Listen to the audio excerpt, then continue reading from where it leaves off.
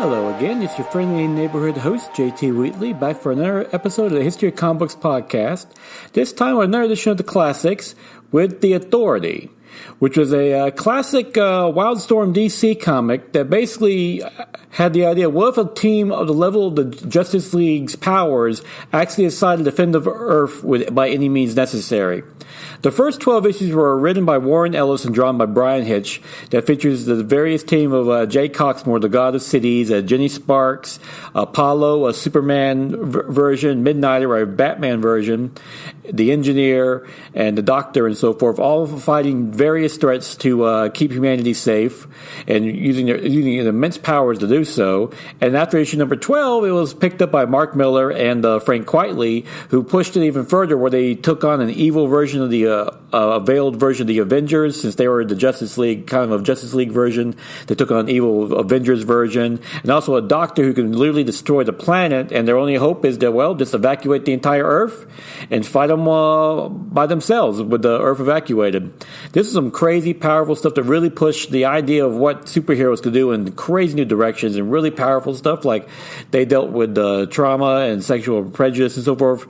Most significantly, Apollo and Midnighter are both homosexual and in love with each other, which, well, that's a lot of Superman, Batman fanfic get just answered there, but it's just crazy fun. Apollo's just superpower, just like Superman, but Midnighter is crazy. Like, he's prepared for everything to a point where the guy can have his neck snapped, and he knows how to fix that, which is, you have to just read it to watch it, but it's just a crazy, no hose bars action, beautiful art. Of course, we're talking about Brian Hitch and Frank Quitely, and some edgy, great writing. And it spawned out of a Stormwatch from Wildstorm, where Warren Ellis started pushing the idea of what if superheroes really went all out in trying to accomplish their mission.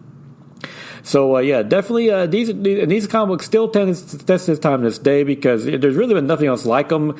And it is really, the best run is issues number 1 to 26, which began back in 1999. The first 12 issues, of course, were Brian Hitch and Warren Ellis, and then Mark Millar and Frank Quitely, followed by a few other artists, and notably Arthur Adams ended the last 3 issues, which, by the way, correction here, I think I previously stated that North Star was the first superhero to have a gay wedding back in 2012 in Astonishing X-Men, but according to new research, it was actually The Authority, number 26, in which Apollo and Midnighter got married. So, yeah, a little correction there. Apologies for misleading. Got to do the little research and so forth like that. But, yeah, if you're looking for some edgy, fun, basically a Justice League that has no holds barred, check out The Authority. Those are, particularly issues number 1 to 26, those are true classic comic books.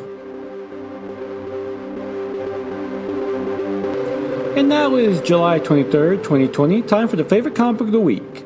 Wind, number 2, by James Tynion IV and Michael Delanis, which continues the story set from the first one, which finds Wind, the elf-eared young boy, who suddenly finds himself being forced to leave Pipetown when the world politics change, and you realize it's no longer safe for someone like his kind.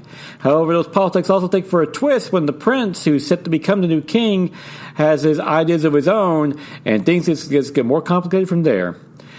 James Tynion does a great job just really setting up this world with a great mix of steampunk and fantasy. We're also dealing with prejudice of all different kinds, because that's nothing to do with like species prejudice, like magical and non-magical beings, but also the fact that Wind is a homosexual, has a crush on a local gardener, and so forth. While Delanis' art is just a perfect mix with fantasy steampunk. It looks great, piped down, it's beautifully realized, great details, wonderful storytelling, and it just gets you sucked in to where it's just, you can't wait to see where this thing's going. It's a great original book, and easily one of the best new books of 2020. And with that, that's this episode of Classics for this week. Join me again next week for probably another new Classics. Still working on those history podcasts, almost through, but, still history, the research it is and what it is and so forth like that. But once I get a good bank, I'll be releasing them as soon as I can. But till then, go out, stay safe, support your local comic book store, and if you can, pick up The Authority. Well, particularly issues number 1 to 26, because those comic books are true classics.